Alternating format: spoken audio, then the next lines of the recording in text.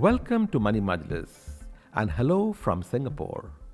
This is a very special episode since this is the first episode that I've ever recorded in front of a live audience. Let me explain. I am at the Mastercard CEO Majlis being held in Singapore on the sidelines of the Singapore Fintech Festival, the SFF 2024.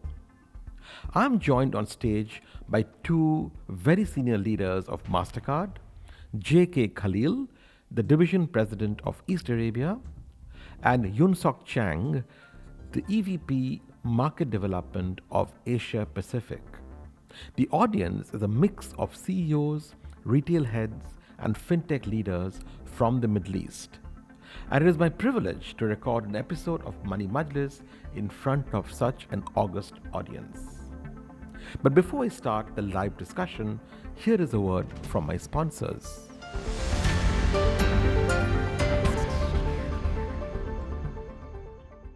This podcast is proudly brought to you by Mastercard.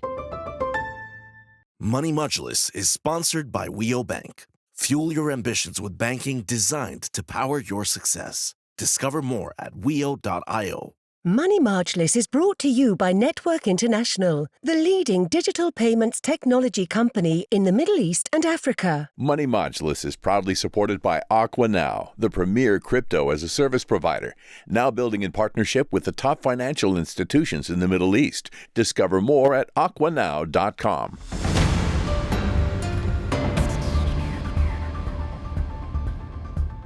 Welcome to the CEO Money Majlis in Singapore, hosted by Mastercard on the sidelines of the Singapore Fintech Festival 2024. This is, in fact, the first live Money Majlis on stage, and I'm thankful to Mastercard for giving me the opportunity today in front of a live audience in Singapore of CEOs of digital banks, of banks, as well as payment leaders from the Middle East. And I'm also privileged to have two very senior leaders from Mastercard with me, Yunsok Chang, EVP Market Development Asia Pacific for Mastercard, and K Khalil, EVP Division President East Arabia, Mastercard. Let me give a bit of context before we start our discussion, Yunsok and JK. Banking is being transformed at dizzying speeds, I think, by four powerful forces. The first is that consumers are changing. Consumers are changing because the new generation of consumers, whether it's Gen X, Gen Y, or Gen Alpha, require hyper-personalized and emotional connections with their finance providers, whether it's a payment company or a bank. The second, the technology is changing with AI, with quantum and hybrid cloud, and so many other things, right? Third, the players are changing, not just banks today, but neobanks, big techs, crypto players, payment companies are giving banks a run for their money. And finally, fourth change is the regulations are changing around us with focus on customer protection, focus on data privacy, and operational resilience. So across these four changes, we are truly seeing the reaffirmation of what Bill Gates meant 2 decades back, actually 3 decades back, 1994, that banking is necessary, banks are not. Now, faced with this perfect storm, the financial industry participants, including fintechs, are racing against time to stay relevant and to deliver value. The global fintech market remains a thriving center for innovation and growth and is expected to reach revenues. The expectation is revenues of $1.5 trillion by 2030, which is 5x today's size. However, instead of a growth at all costs, that was the approach even 2 or 3 years back, there's a shift today towards profitable growth with emphasis on A, prudence, and B, the ability to deal with risks in the financial system. We've seen fintech funding dropping in the last few years. In fact, there's one research report that says it was $144 billion in 2021, down to $42 billion in 2023. Now, on the other side, flip side of this, digital banks are demonstrating profitability at scale post-COVID. We've seen New Bank delivering a profit of $1 billion last year. We've seen Revolut hitting a profit of about $430 billion last year. And Vivo Bank in the UAE has delivered profit within the first 3 years of operation. So digital banks are moving ahead in terms of profitability. Now, this is the background in what we are talking, Yunsok and JK, and I hope you agree with that. So let me start with Yunsok. My first question to you, Yunsok. The Asia Pacific is home to the fastest growing fintech industry in the world, with some of the biggest global players based here, and also the largest number of fintech users in the world in terms of number of users as a proportion of population. Digital payments, of course, have been leading the charge, but we've seen areas such as personal finance, BNPL, and peer-to-peer lending. Yunsok, how are you seeing the evolution of the sector in the region, and what are some of the interesting innovations that you're seeing emerging in Asia Pacific? So first, as the resident Singaporean, I would first like to welcome you to Singapore and Mastercard. And second, I'm honored to be with such a distinguished group of fintech and banking leaders. And if I may then talk about Asia Pacific, which is a very broad region. I think it's very hard to just characterize Asia Pacific, but let me go through a very quick rundown of what are some of the most exciting things that we're seeing across Asia Pacific. And why don't we start right at North Asia? And let me start with Japan, until recently the third largest economy, but when your currency devalues by 50%, you drop to number 4. In Japan, again, the context is this. Every year, there is 500,000 less Japanese. Declining population. Every year, it's declining by 500,000. For the last 30 years, they've been in a pretty much close to zero growth.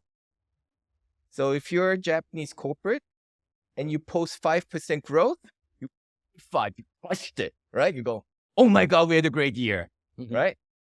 But also Japan has some of the largest financial institutions in the world, like Mitsubishi, like Sumitomo, like Mizuho, the 3 mega banks who dominated banking in Japan.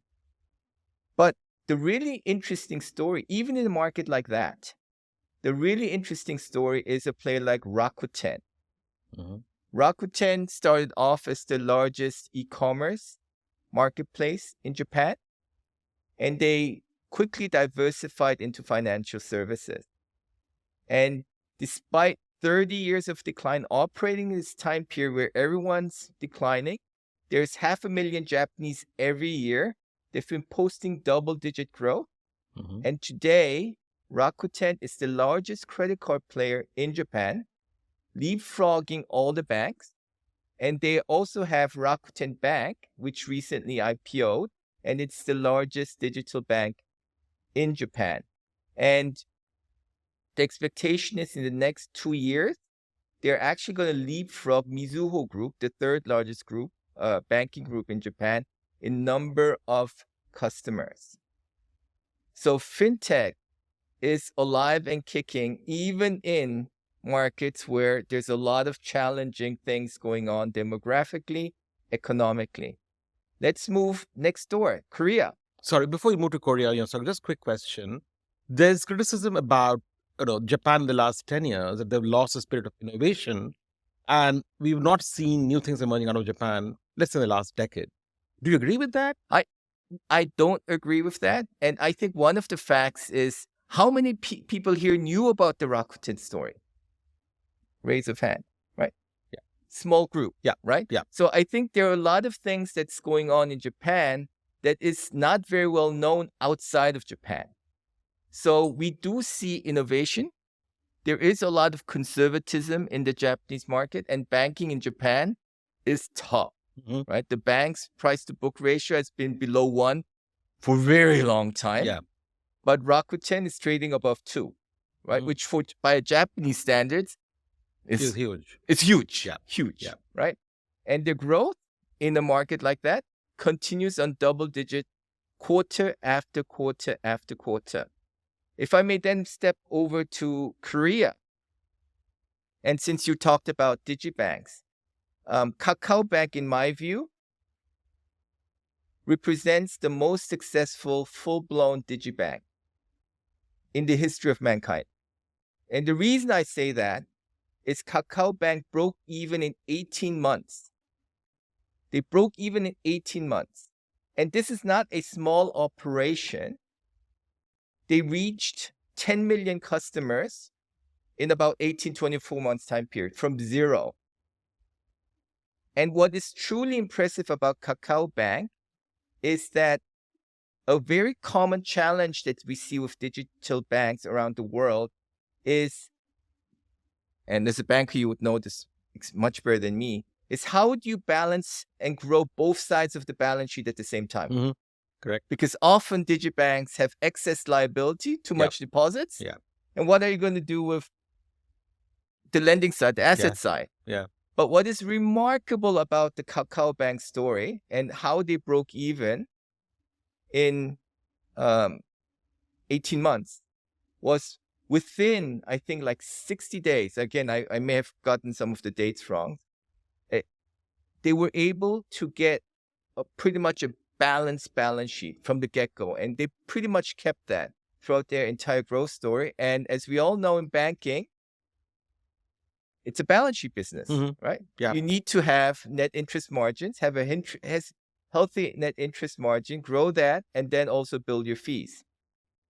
So Korea, and when they IPO'd, their market valuation was higher than any bank in Korea. Obviously, then fintech winter came. Yep. And the valuation has dropped materially and significantly. So they are no longer the the largest. They're, I think, number 5 now in the league table. Let's then move to China. And China has a very different flavor, right? Because in China, we can't talk about China without talking about Alipay, WeChat Pay, the wallets. Yeah. Right? And again, what is amazing is China is a very well-banked market. Chinese always had bank accounts. And they use debit cards. They use credit cards. But in 2018, Alipay launches mobile payments. Within 3 years, Chinese stop using cash, don't really use card, they only do mobile payments. Within 3 years. You go to China now, look around. No one carries a wallet. No one carries cash. It's all mobile-based. Yep. Right? And that happened within 3 years. And when Ant Financial, if they had IPO'd, obviously they ran into a roadblock. Yeah. But the investment bankers had priced it pretty much at the level of the largest bank in China. And the largest bank in China is the largest bank in the world. Correct. Right? So, and these are all fairly recent things, right? I'm not going really back into history, 2018, 2017. And one of the great things that you see about Asia is you have track records, right? You have track records, especially in Northern Asia. And obviously, Ant and WeChat, they diversified. They all have banks that are mega successful, mega large. And the rest is kind of history. Then we move down to Southeast Asia, Hong Kong, where regulations they've seen it. A lot of things going on. Maybe we should also allow licenses for banks, including what is the minimum required capital, which is always the big issue with digital banks, capital requirements. And we're starting to see, but what you see in Southeast Asia and Hong Kong now is relatively they're more nascent. So Grab Bank, C Bank, all these guys, live in market, but relatively new. So I think the jury's still out to talk about whether success, because they didn't have the track record yet. But so some of them are off to a good start. Some of them are struggling. We go to India, and oh my God, what has happened in India for the last couple of years. Yep. The India digital tech stack, Yep. right? Digital India. EKYC, Aadhaar, the EKYC platform, identity, the entire population can now be KYC digitally. Then you had mobile telephony, which India has the lowest cost mobile broadband services in the world. And now everyone's now got a phone. They're using it and using a lot of data. Yeah. And then you then have kind of the perfect storm, right? You have population that you can now KYC. You now have the mobile technology. And then you bring together RTP, real-time payment, and you have this, again, this sudden digitization of the whole economy, which is, again, one of those amazing things that's going on in the world today. You mentioned demonetization. Yeah. Oh, yeah. The demonetization obviously had I don't think it was like planned that way, but yes, it happened. It did help as well. It did help. But you also have some amazing case studies there from your region. I'll move to Middle East, North Africa now with JK. JK, the MENA region is growing very fast, as you well know. And last I counted, there were about 800 funded fintechs in that region. More interestingly, the proportion of revenues from fintech as a percentage of banking revenues is expected to reach 2.5% by 2025. That compares well with even the US market, right? What are you seeing in terms of the development? I mean, there's a lot of tailwinds, both from the government going to e-government. The economy is doing well. Banking revenues are on a supercharged mode. In this context, how are you seeing fintechs in the Middle East, North Africa region, growing?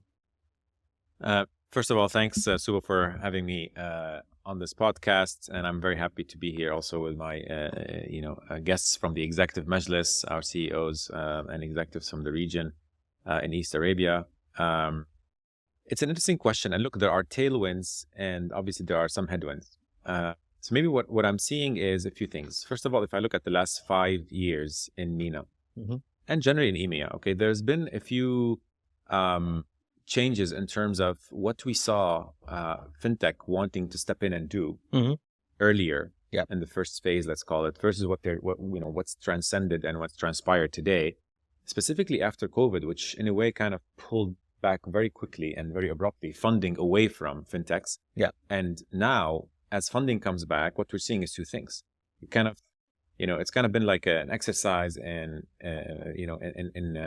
patience to see who is going to stand the test of time and what segments within the fintech kind of disruptions we're going to be able to withstand and weather the COVID storm specifically and the funding kind of winter.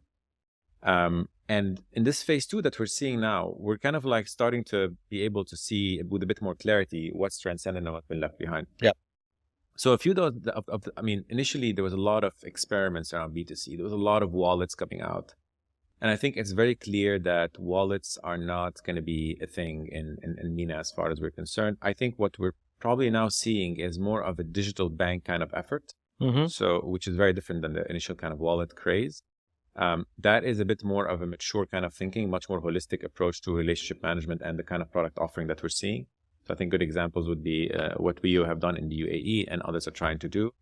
There are similar experiments we're seeing also in Pakistan, for instance, in terms of like the kind of licensing that the SBP has given and how that's resulting in a bit more of a controlled environment of, experimentation, let's say, in that space.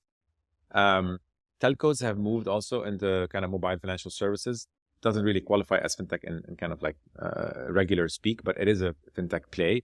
It is heavily funded by telcos. It is doing quite well in Africa, as we're seeing. It will have also an impact on markets like Pakistan and scale markets. Maybe we'll see something in Morocco, there, Asia, for instance, and so on. So I think wallets, not so much. Digital banks, we're seeing that head in the right direction. We're seeing, for instance, Rio, make money in the first year. We're seeing some of those experiments that are done really well and thoughtfully should have decent payback. On the other side, though, there are other things that our fintechs doing is quite interesting because in the context of MENA and unlike Asia, what Yunsok just explained, we're not the most banked environment across all segments. So maybe we are quite well banked on the retail side. On the SME side, we don't do quite well. And that includes a few things. A, in terms of acceptance rate, i.e. being able to digitally include merchants. I think we still have a huge runway ahead of us. We're growing very fast, to be honest with you. We're almost like doubling our acceptance footprints every year, and we still have a ton of runway. So we're kind of tip of the iceberg kind of situation. There is a lot of growth there in that fintech space in itself. Kind of PSPs, players, payment facilitators coming in and digitizing the payment industry from an acceptance and merchant side. And that's actually a good timing because the technologies now available are much cheaper. So you're able to kind of bring in both almost a digital physical experience, both to merchants that is much more secure and much easier for consumers to utilize. On the issuing and payments side as well, there are a lot of fintechs, Pimo is a good example of fintechs that are stepping up and trying to also help SMEs pay. So not just getting paid, which is on the PSP side and PayFac side, also being able to pay and participate in a global digital economy. So that's on the SME side. I think there's a huge opportunity there. There are also other kind of interesting phenomena, but I think they're quite localized. For instance, buy now, pay later with Tabby in Saudi, what they're doing, it's huge. And I think there's also a lot to be said about the IPO craze that is driving Saudi and investing in the region. But can it be transported? And that to me brings me to the last point, which is headwinds, sorry. These are some of the tailwinds. And on the headwinds side, and this is not a holistic answer, I'm mindful of time, but on the headwinds side, you will have somebody or someplace like Asia, where some of the economies that Yunsok mentioned are just sheer scale. You almost can build a multi-unicorn, a decacorn without having to cross borders. In MENA, a lot of times you actually have to work with multiple regulators. The markets are not all scale by design. So yes, we do have a handful of scale markets, but most of them are not scale.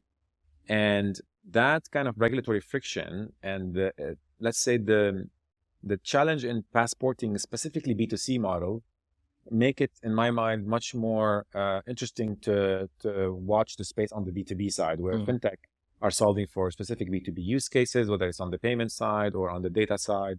And I think that is where kind of these last mile plays that will be able to cross borders will be quite interesting to watch out.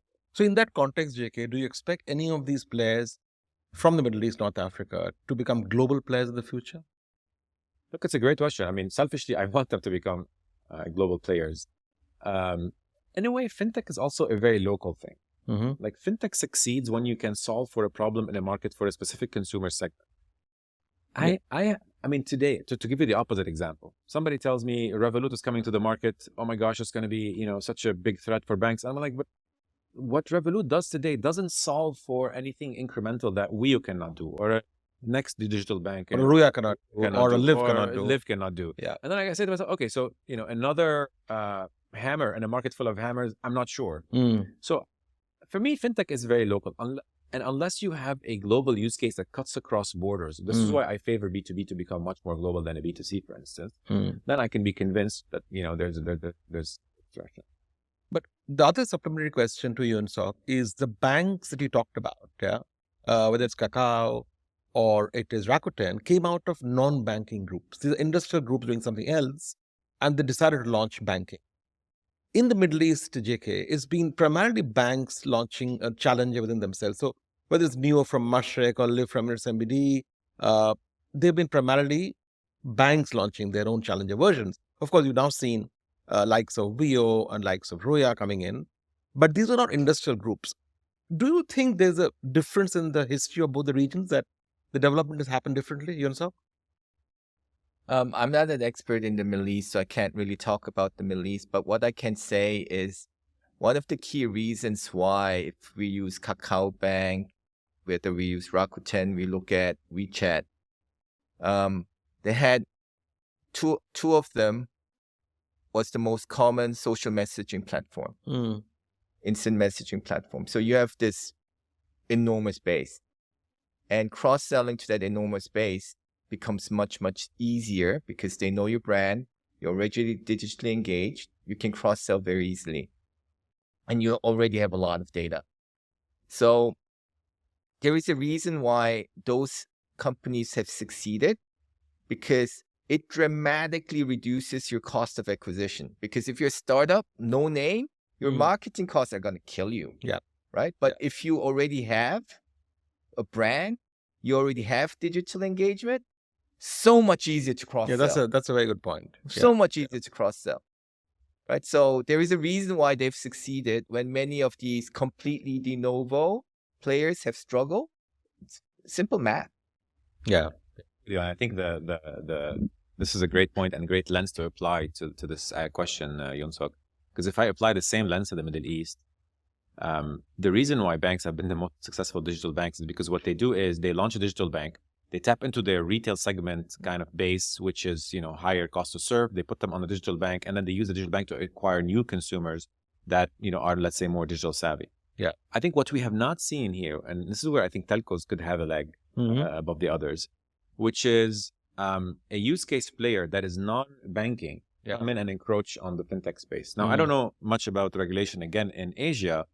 I can tell you that a lot of retailers and non-financial services players in this part of the world, in our part of the world, MENA, shy away from that because they don't understand regulation. They don't want to be regulated. Yeah. The shareholders don't want to touch financial services. So you end up in this kind of like catch-22, where Botem, for instance, is an interesting example in that case, because Botem have gone completely, left field in that approach. They bought a kind of a social messaging / video conferencing platform, millions of consumers on it. Now they're entering into financial services. That would be a very interesting experiment, and it will be, by the way, cross-border, because you're catching kind of like the Egyptian living in the UAE, but also the Egyptian parents in Egypt. Yeah. And the question is, how can now you do interesting plays across border? That would be a very But we're seeing that, JK, also from likes of Do with Etisalat in the UAE, telcos, 100%. STC in Saudi Arabia, and of course, Botim as well. Yes. Now, interesting connected point is, don't you believe both in Asia Pacific as well as the Middle East, the digital public infrastructure the government's created, the whole e-government structure.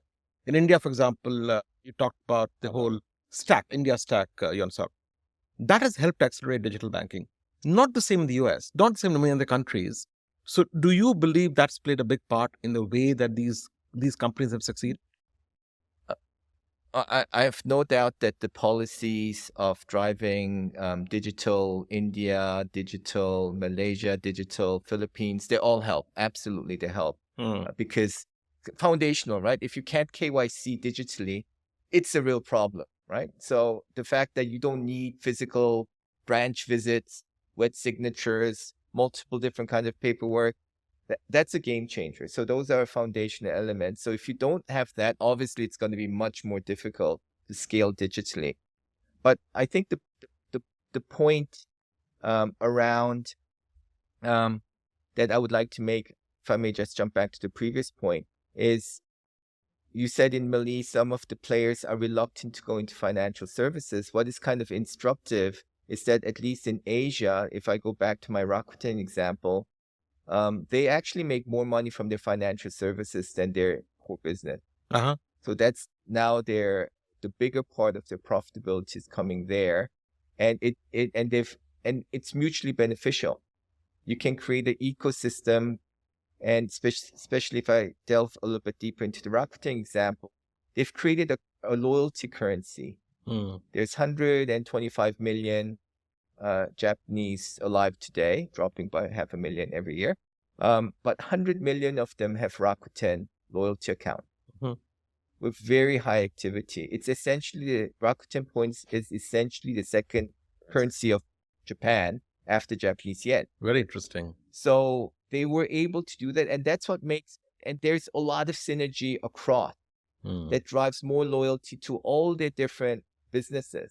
So they were able to build this ecosystem. So even though financial services didn't start to drive profit for the group because it was zero, it was started because it actually helped with the rest of the ecosystem, which was marketplaces and OTAs. That's where it started. The strategic intent was not, I'm going to make more money from financial services, but the view that financial services can strengthen my ecosystem. Sorry. And JK, from your perspective, do you see a very different approach in the Middle East? Look, I think there is definitely a lot of things to contrast with Asia. I think obviously the Asian banking system is much older. and quite different. I think the fact that the some of the largest markets in fintech in Asia exist in very large and deep population markets. And the fact that the regulators have worked really hard on digitization. Now, when we contrast the Middle East, yes, we have a lot of, most, I would say, now governments today that are in a stable environment, let's say geopolitically, are investing significantly in digital infrastructure, public infrastructure.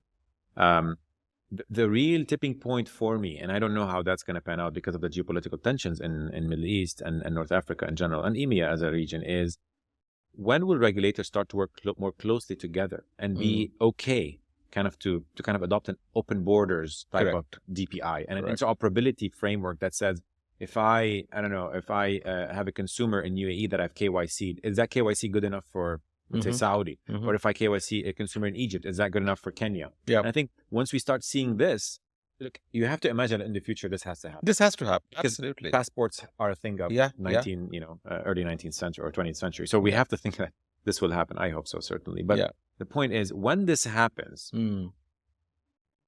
and if this happens, because the other thing is on capturing value that Yunsok just mentioned, how much they will be comfortable to allow value to kind of move cross borders and from one country and that's cross those. That's what we've seen. But JK, just shifting gear to fintechs, right? Now, traditional banks have reacted in different ways to fintech. Now, personally, I think the best thing that happened to banking 20 years back was the emergence of fintech. It was a wake-up call for banks, which have just been looking inward for many, many years, centuries. Fintechs woke them up and made them look at consumers, right? And look at end-to-end processes. Now, while initially there were competitors, we are seeing more and more collaboration between fintechs and banks, right? Banks provide customer base, the balance sheet, risk management tools, etc. And fintechs bring much better use of technology, much better UX, and of course, innovation. It should be a perfect marriage, but it is not, right? We see a lot of issues. Now, various factors, misalignment probably of risk appetites, approaches to innovation and failure differ, and there's a difference in cultural mindset. How have you, JK, as Mastercard, seen the difference in approaches between banks and fintechs? And what recommendation would you have as a third party here to try and get them closer together? Well, I think I can write a book about this. Okay. Where do I begin? So the biggest, I think, difference is banks are very large businesses that operate with very specific margins that are hard to justify.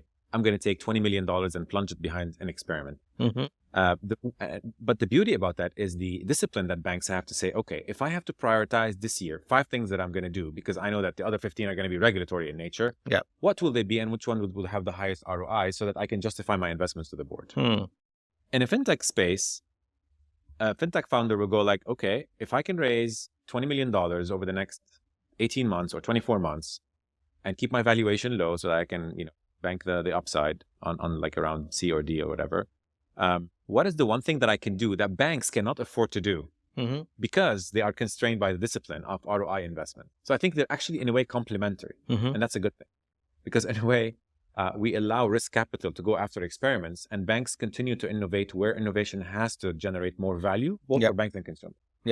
So I think in a way it is a good thing that they complement each other. What I've now started to see more, so I remember exactly what you're saying. I was thinking to my mind, I can't remember, maybe 2016 or 2015 when The Economist came out with Discover, barbarians at the gate, and they had the banks in the middle and the fintechs coming around them. I remember that cover very, very well for some reason. It was red also. And the question, if you look at it then and today, is now today also, fintechs also, by the way, came at it, let's be very honest, very arrogantly saying, oh, we're going to take you over. We're going to, throw you off the throne, and we're going to take over the consumer of the future. What's happening now is coming of age and a maturity between the fintech and the bank. And the narrative has changed. Before, banks completely shunned fintechs. What can they do? They cannot spell KYC. They're going to bump into every regulatory challenge. Today, there's much more maturity. Actually, there's a lot of bankers today in fintech, and there's much more tech people in banks. Great. And so today what's happening is people are coming together and saying, okay, look, this use case, let's say, it's not going to make sense for me. This last mile development, I'd rather give it to somebody like an Abid who is going to do the kind of early wage access.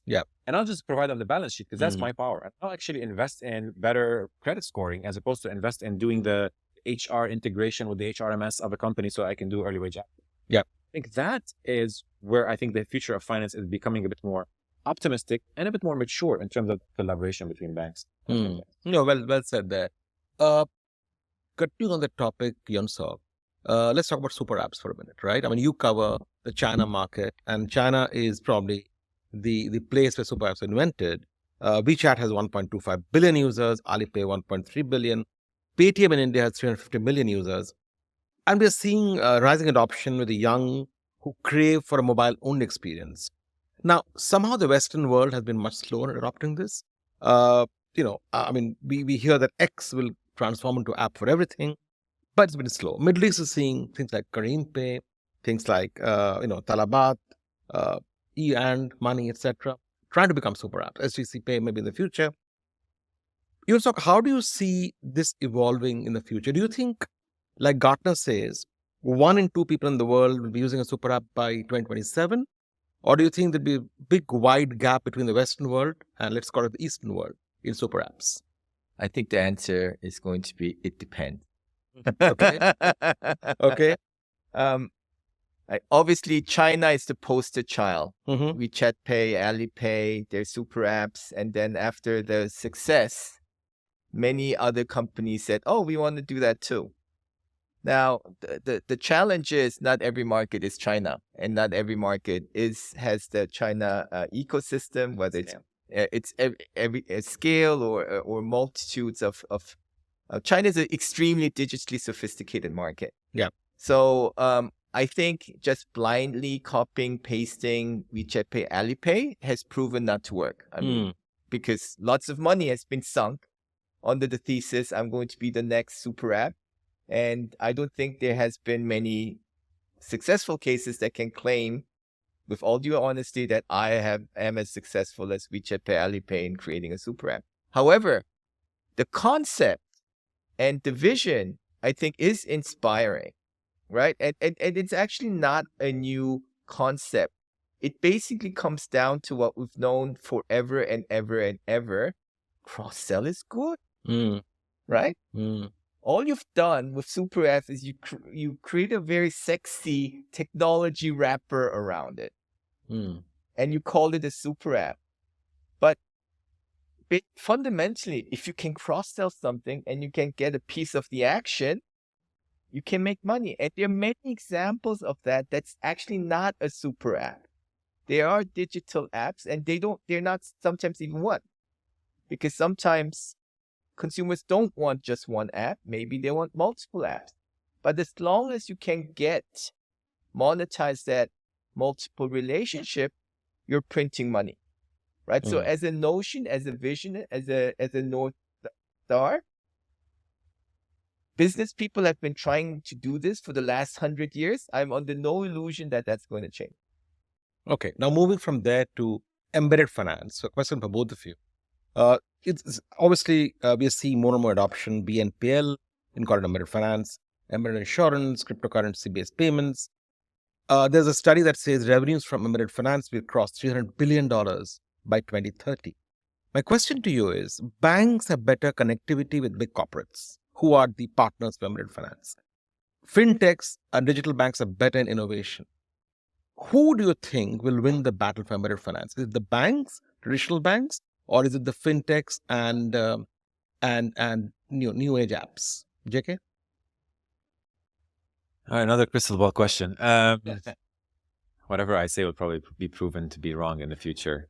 So let me take a stab at it anyway. I think, look, let me take maybe a step back at super apps. When you were talking about super apps, I was thinking maybe what is the first super app?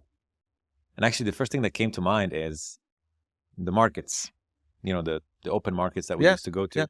Hundreds of years ago, walk down to the markets, you'll have all the grocers have gotten into one place. Yeah. And then probably that thing evolved into malls. And then the next super app that we have today is probably something like a Apple phone. That is the super app because we all have it in our hands and we have everything on it. And in India, you can argue that UPI has become the super app of India. Yeah. So look, I mean, there will be places like India or Kazakhstan where a Kaspi will come and build the super app, and they will leapfrog the market by a couple of, I would say, stages, and they will be able to completely displace everyone else because everyone else will be playing catch up, by which time the scale created on that super app or on that super platform rather has been amazing.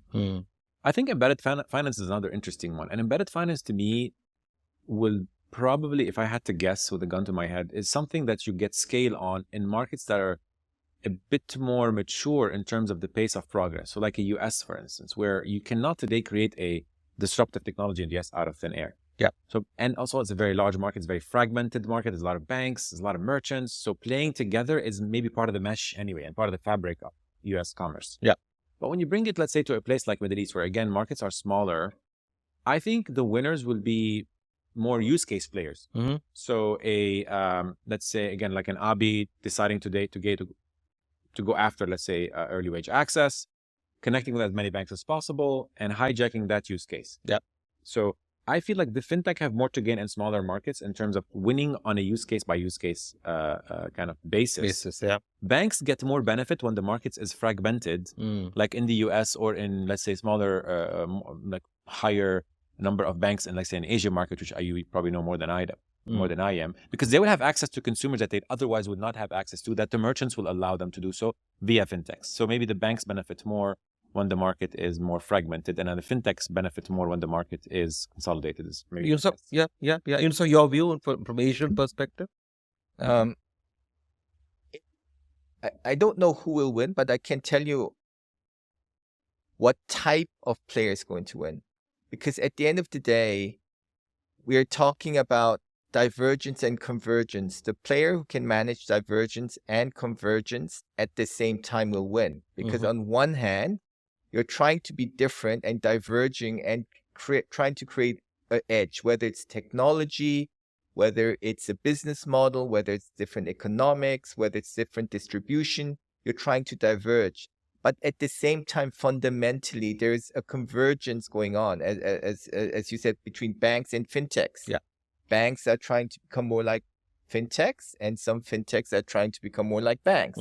So there is a very clear convergence going on. So whoever is able to balance that divergence and convergence better will be the winner. I like. Well said. Yeah, I think that's very good. One last question to both the gentlemen. Both of you are deep professionals in payments. In your mind, what is the single biggest change you anticipate in the world of payments in the next 25 years? Let's say by 2050. What is the single biggest change that you anticipate in payments by 2050? Yunsok, you want to go first? AI, for sure. And let me try to bring this to life in the broader fintech space. When Kakao Bank went live, they went live with about 400 people. In 10 years' time, when the fintech or a bank, digibank, goes live, I think they might do it with 5. Complete game changer.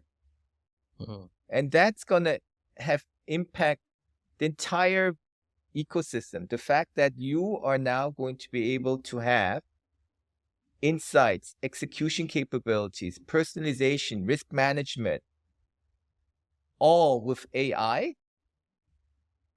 And whoever figures that out first is going to make a boatload of money. That's going to be absolutely transformative. Thank you. JK, from your perspective? Look, from my perspective, and I want to wear a kind of a MENA hat, where for me, cross-border and being able to passport innovation is a big deal.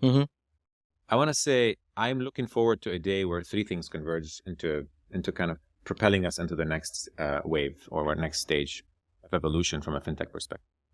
It's when RegTech/DeFi meets AI and has a huge dent on what it means to bank and the future of embedded finance, as you were saying earlier. Yeah. So when those 3-4 themes converge and culminate in something new, I think we're going to be transformed into the next phase of what banking will look like in the future.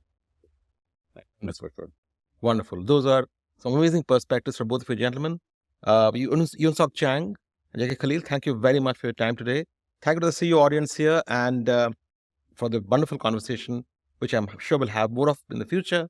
Signing off from Singapore this lovely afternoon of 2024, talking about the future of fintech, future of banking on the sidelines of Singapore Fintech Festival. This podcast is proudly brought to you by Mastercard.